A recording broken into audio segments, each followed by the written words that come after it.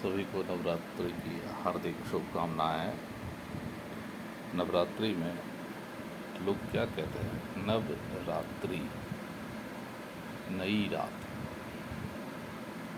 यानी नवरात्रि मनाने का उद्देश्य जो होता है, हो क्या गया है कि आजकल लोग विज्ञान के बजाय फेसबुक ज़्यादा पढ़ लिए हैं। बुरा नहीं मानिएगा आप लोग, लेकिन अपने देश की संस्कृति, शारदीय नवरात्र जो होता है, उससे पहले पितरपक्ष क्यों मनाया जाता है?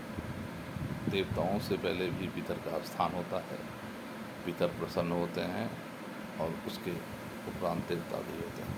पितर और देवता दोनों की पूजा आवश्यक है। तो पितर की पूजा करने के बाद, सारे पितर पक्ष बीतने के बाद, आत्मा की शक्ति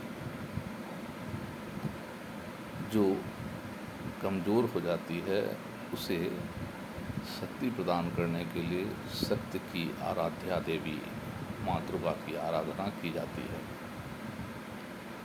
तो आप देखते हैं कि पितरपक्ष के ठीक बाद माता दुर्गा की आराधना की जाती है। माता शक्ति की सूचक है।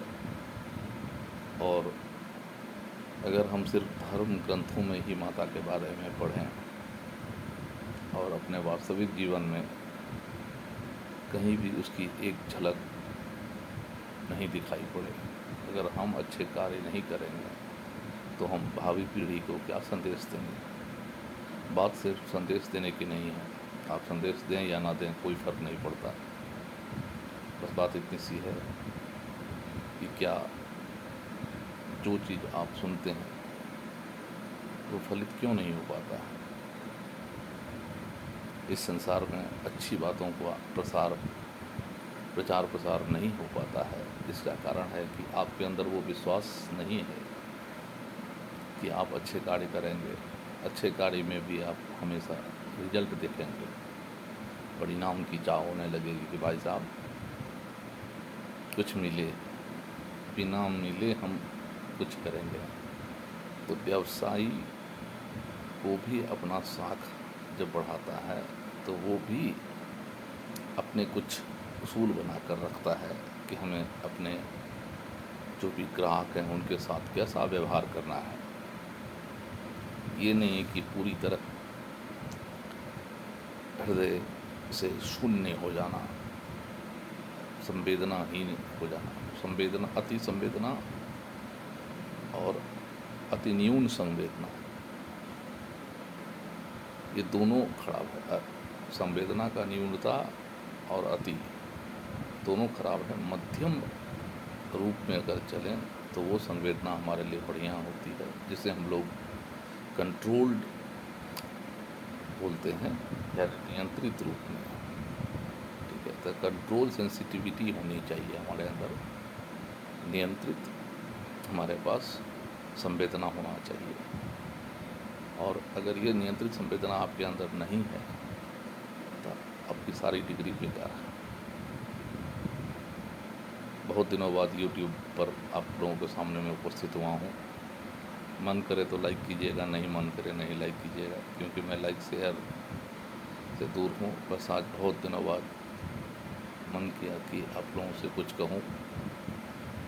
और एक मूल मंत्र, यदि आपको अपने शत्रु कम करने हैं और बकवास की बातें कम करनी है, यानी फिजूल की बातें कम करनी है, तो आप सोचिए कि आप अभी ढेर होने वाले हैं, यानी आप अभी मर जाएंगे। जब आपके मन में ये बात रहेगी तो आपके पास फालतू बकवास के लिए ही नहीं होगा। फालतू बकवास के लिए वक्त नहीं होगा तो आप सिर्फ काम की चीज़ें करेंगे। 100 साल का जीवन कोई बहुत बड़ा जीवन नहीं है, कोई 5-4 साल का जीवन नहीं है, यूँ ही बीत जाता है। खुश रहिए, प्रसन्न रहिए, आबाद रहिए।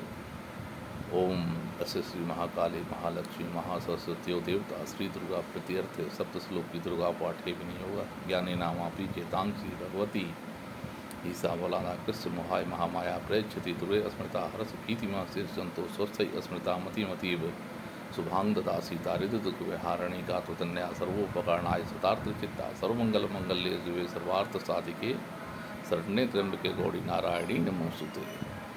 और दुर्गा पूजा में आपको यदि ड्यूटी जाना है, पढ़ाई लिखाई करनी है, वक्त कम है, तो आप सिर्फ सिद्धि कुंज का स्तोत्र करें, इतना ही काफ़ी है। या दुर्गा का 108 नाम, ये पूरे संपूर्ण दुर्गा पाठ का फल देने में समर्थ है। और